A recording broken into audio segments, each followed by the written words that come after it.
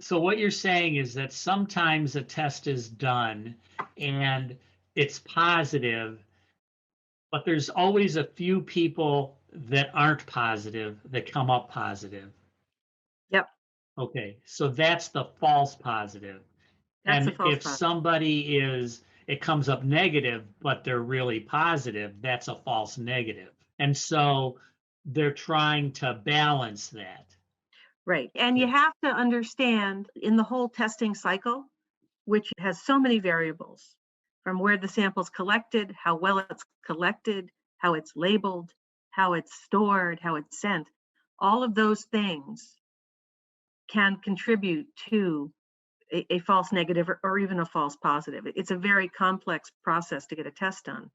Yeah. And in my years, early years, when I was actually collecting samples, how you collect it matters. And there are certain ways to collect every test under the sun.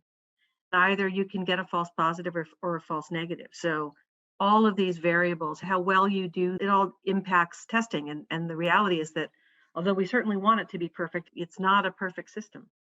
And I think that makes it hard for people. And in terms of my conversations with my friends and family, it's hard to go down the rabbit hole of why it's so complex. But again, the other thing, Danny, is that most tests are a point in time. So And, that you means could be that if, positive to, but not, that doesn't mean that 5 minutes later, you might not be positive. If you were negative now, 5 minutes, you could be positive if you did it again. probably a little more than 5 minutes the next day. It is a point in time when you're measuring biochemical markers or other things that are not genetic. Those things change. Wow.